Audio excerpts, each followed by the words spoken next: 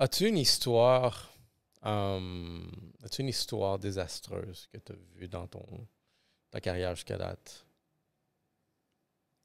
Une histoire que je pourrais dire d'une certaine façon peut rendre hommage à quelqu'un. Oh, oh, rendre hommage à quelqu'un. Cette année, on a eu un pompier qui a travaillé très longtemps pour nous. En fait, il était là quand j'avais commencé.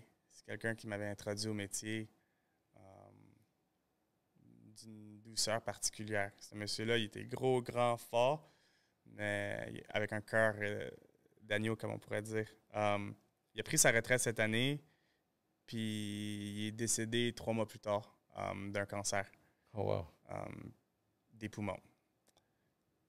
Qui veut dire que c'est quand même, tu sais, veut pas, là, il commence à en parler un peu des impacts de la fumée sur nous puis tout, mais comme nous autres, on le sait depuis longtemps, l'impact de la fumée.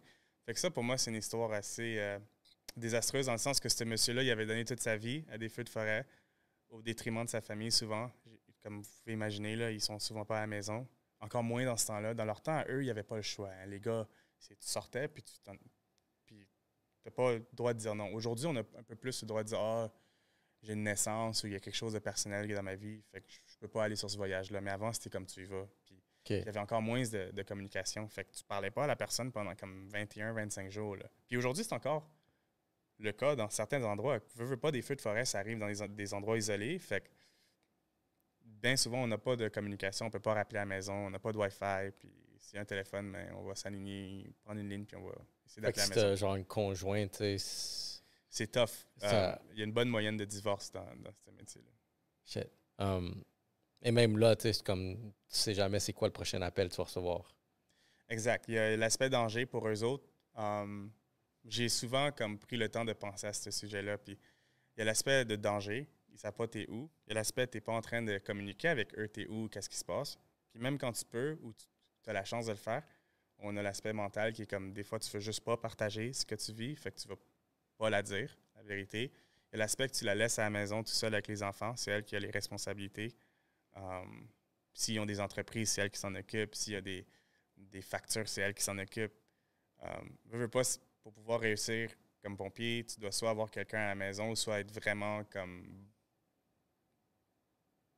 Tu dois avoir quelqu'un qui t'aide. Tu peux pas y arriver tout seul. Puis si tu essaies, ben, tu vas te planter. Puis beaucoup de nous, on n'a pas quelqu'un tout le temps capable de répondre à nos besoins. Fait qu'on y arrive plus ou moins tout seul. Puis, Toi, c'est-tu quelque chose que. Toi, actuellement, c'est quoi ta situation, tu sais, personnelle, mettons, à ce niveau-là? T'es-tu en. ben moi, je suis du genre à revenir à la maison, puis il y a 3, 4 mois de lettres qui m'attendent, puis Hydro-Québec qui veut m'envoyer des agences de collection. Moi, ça reste backé, là. Fait que mon père, il m'aide beaucoup.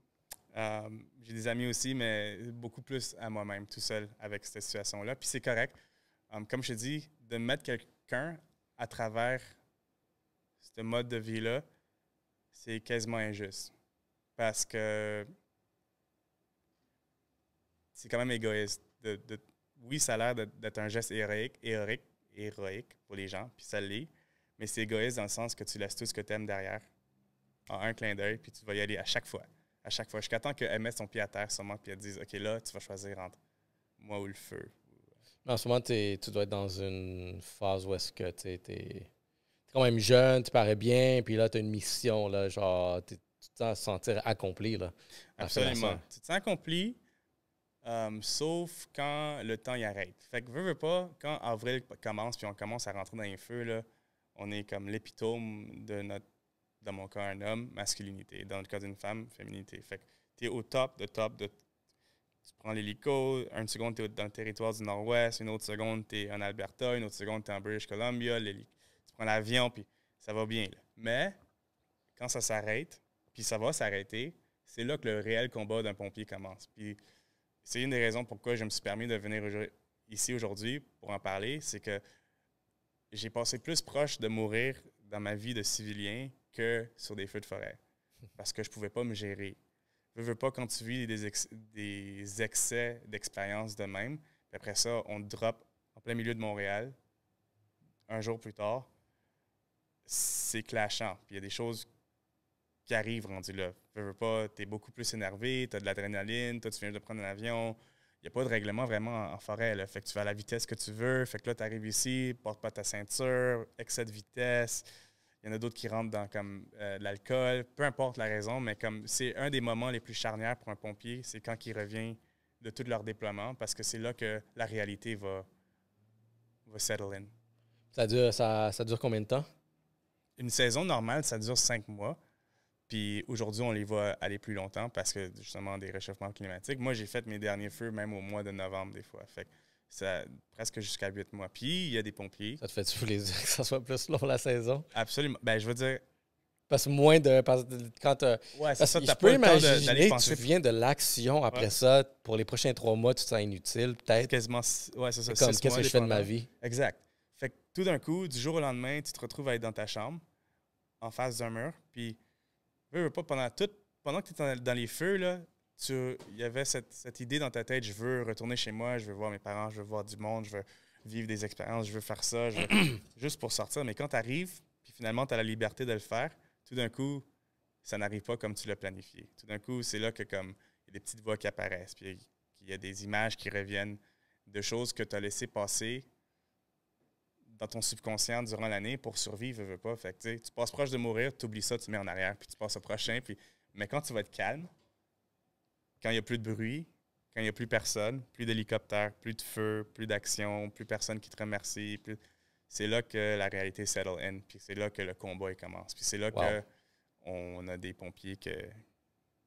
Ben, pas ici, mais en tout cas, surtout pas ici pour le moment, parce qu'on se surveille un peu plus, mais il y a des provinces qui ont un plus haut taux de suicide à ce niveau-là. Tu sais quoi?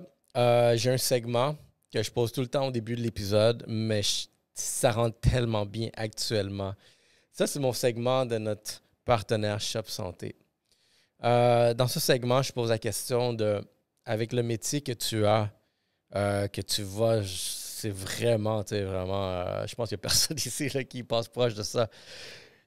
Comment gères-tu la balance dans ta vie d'un point de vue physique, mental et spirituel même? Comme quand tu reviens là, après déploiement, tu dois trouver quelque chose pour te distraire. Pour au moins te dire que, OK, ben regarde, genre, laisse-moi continuer ma vie de cette façon-là, parce que je vais me sentir bien quand même accompli par moi-même. Prochaine saison s'en vient. Que fais-tu? Cette année, je me suis planté. Mais la vision, c'est un peu pourquoi j'ai rajouté à ma guitare l'armée. Comme ça, quand je reviens, j'ai la réserve. Fait qu'il y aura quelque chose de peut-être pas autant excitant, mais un peu similaire, qui va me garder occupé, qui va me garder stimulé, qui va me garder dans l'action, on va dire. Parce que veux pas, une chose qu'on m'a appris, puis j'ai fait de la thérapie, là, fait que cette année, on m'a appris ça, puis on m'a dit, ben tu peux pas vivre la vie à 110 km puis t'attendre de revenir à la maison puis la vivre à zéro. Veux pas, la personne qui a choisi de vivre la vie à 110 km, c'est qui tu es. Puis tu dois quand même maintenir une certaine balance. Fait que va faire de la course sur une piste au lieu de l'autoroute. Va faire de la ronde. Va continuer à stimuler cette partie de toi qui a besoin d'adrénaline parce que veux pas, tu vas en vouloir au début plus que plus tard. Fait que dans les premiers mois, là, c'est là que tu cherches. C'est là que tu vas faire le plus d'erreurs. C'est là que moi, j'ai fait de la vitesse. C'est là que j'ai fait un accident de véhicule. C'est là que... Parce que tu es vraiment dans une autre dimension de la vie. On a besoin de plus, en tout cas moi personnellement, j'aurais eu besoin de plus d'encadrement. Fait que là, cette année, j'ai appris très vite, OK, fait que là, j'ai fait de l'armée. Fait que là, je vais avoir cet encadrement. Il va y avoir du monde qui va me surveiller. Mais ça ne veut pas dire pour autant que ça va être facile. Ouais. Mais... Le spirituel de ça, c'est de croire en ce que tu fais, mais de surtout, tantôt on en parlait, là, mais... de réaliser que c'est juste un métier.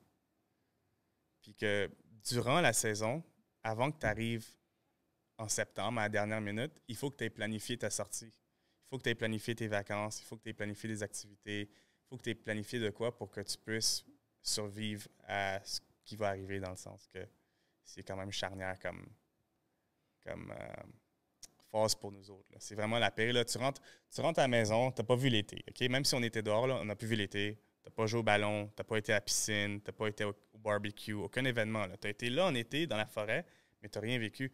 Tu reviens, c'est en octobre, commence à pleuvoir, commence à faire gris, les feuilles commencent à mourir, l'hiver arrive. Fait que, veux pas, ça joue des tours à ton corps. Là. Tu prends-tu des vacances dans les îles?